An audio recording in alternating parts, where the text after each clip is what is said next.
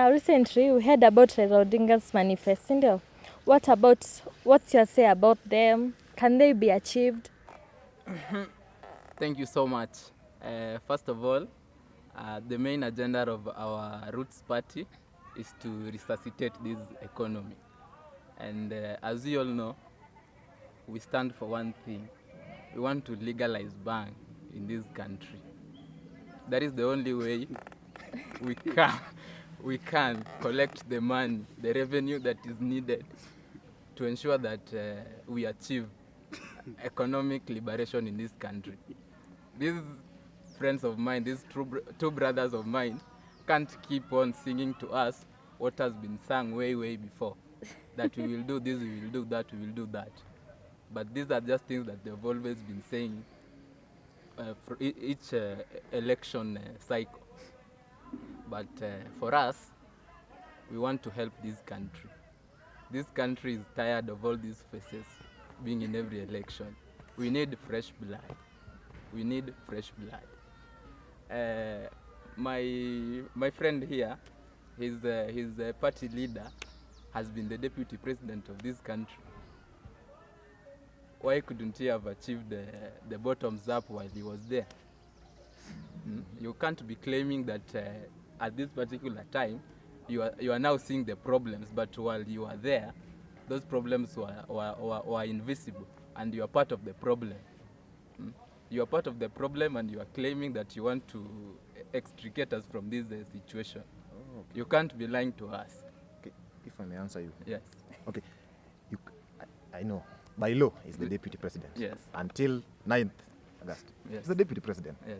My friend, you cannot have a witch in your house and expect your sons and daughters to behave like Christians. You know that you cannot. And you cannot expect when the father is a Muslim and the mother is a Christian, one of the child to be a pagan. They must belong to one of the two. So it's either one a witch was in the house and forced the Christian to get away, or he forced these people to get along with what he wanted.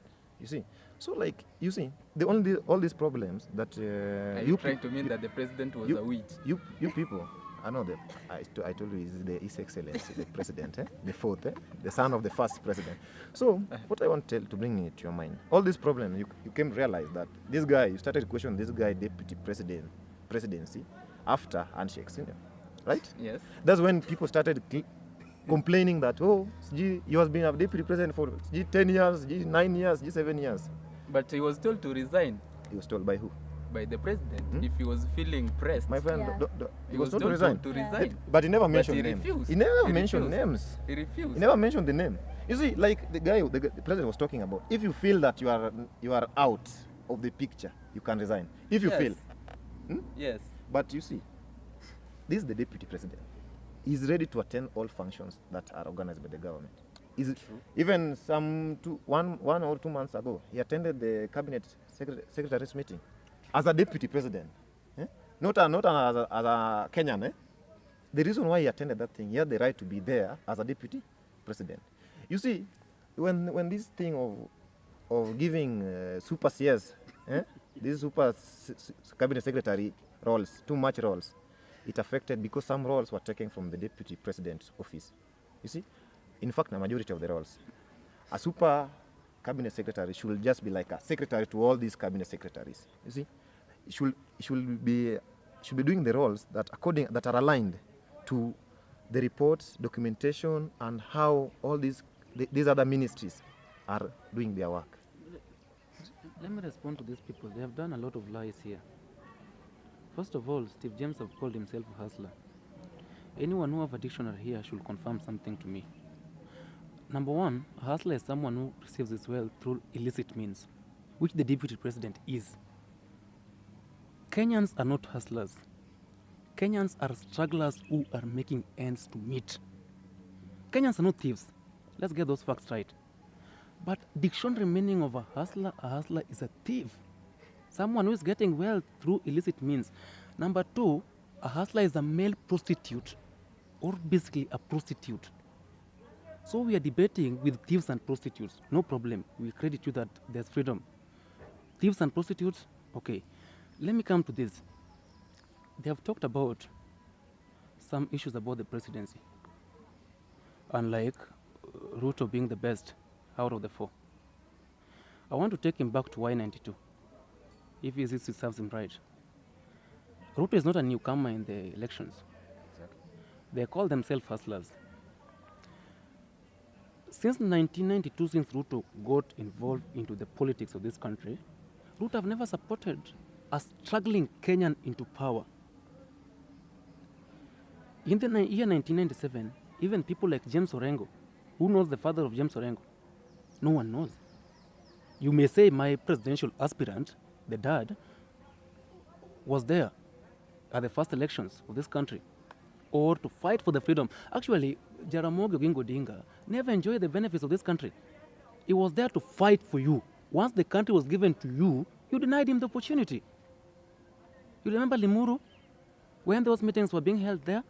But We were having like the 1960, 66, where the powers were being neutralized and we were only supposed to have one deputy president, but we are now having 8 deputy presidents representing different regions. Neutralization of that power. So let me finish before they respond, because when they were talking, I was quiet. I want them also to be quiet when I'm responding. I think that's the rule of a debate. So let me secondly But you go not say lies. to the issue about hustlers. Yeah. No, dictionary can confirm. I've said they are male prostitutes and they are also thieves. But if you want to catch a thief, you have to use a thief. Use a thief. So, Yeah. like, if you want to catch thieves, so Kenyans are also thieves. Okay. Like, let me finish my points to rebuttal on their issues. When you say Ruto is the best, I've talked about Y92. Who participated in destroying this economy? Was Ruto and the likes of Jirongo? Who does not know that? Every Kenyan who is schooled knows that. Those are the perpetrators, those who destroyed the economy. When he talked about that Uhuru was the one who was the president and Ruto was just a deputy president, and Ruto is not a liar, full of deceit. Like he's sitting here lying to me as if I'm not a Kenyan. When we were having the 2017 election, Ruto talked about 9 studies. In the next 6 months, I will do this. In the next days, I'll do this. Kisumu study will be done. Mombasa will have. Isiolo will do this. We promised you 5, but we have gone ahead because of our generosity to give you 9. Where are those 9?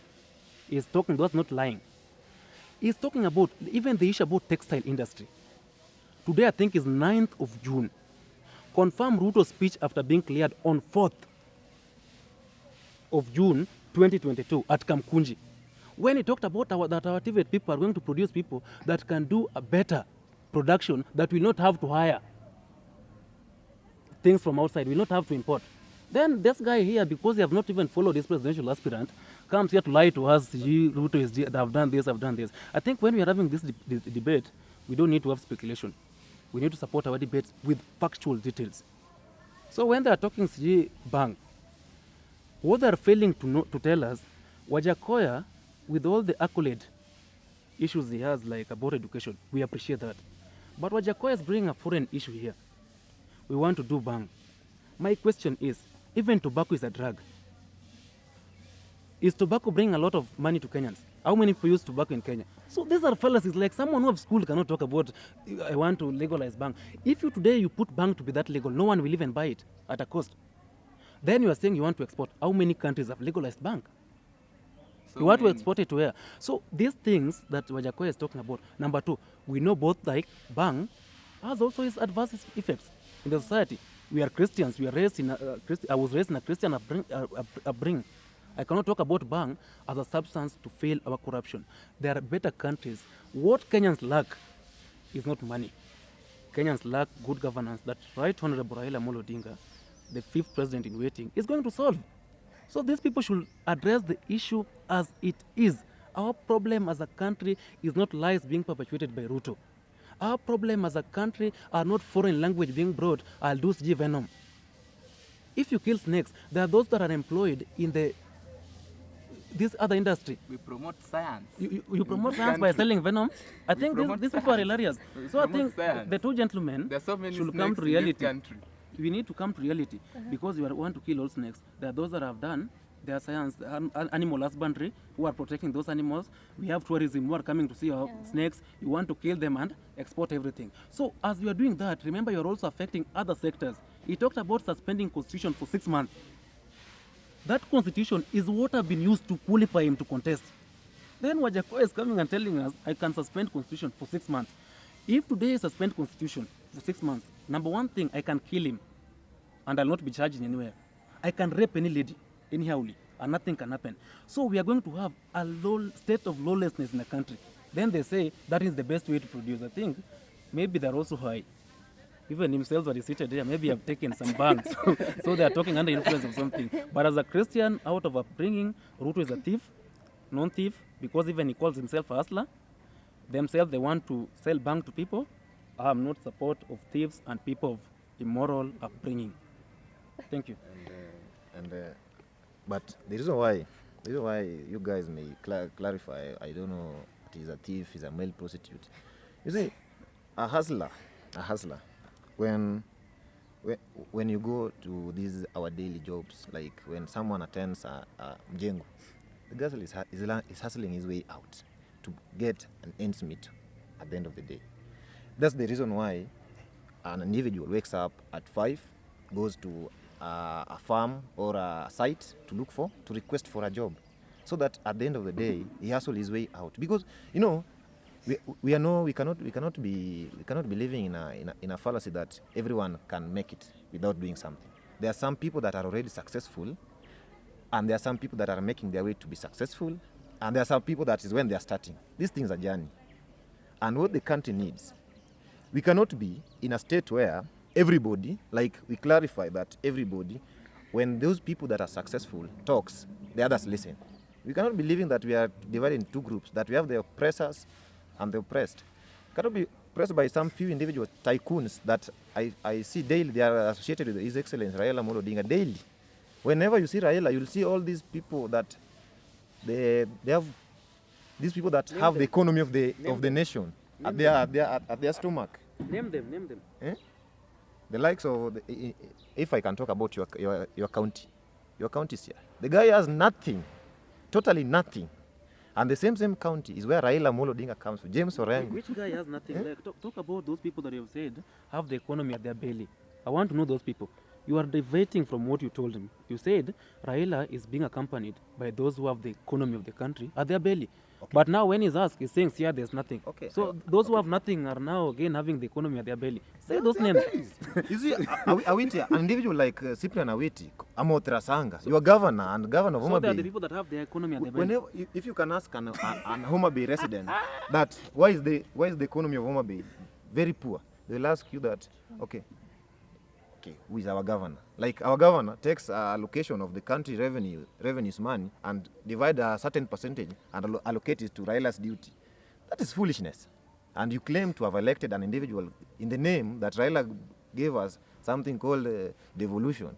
My friend, I tell you that if we can't wake up and see for ourselves, not waiting to be so that those people can see for us, we as youths, we as individuals, you as an individual, you have to wake up from where you are sleeping.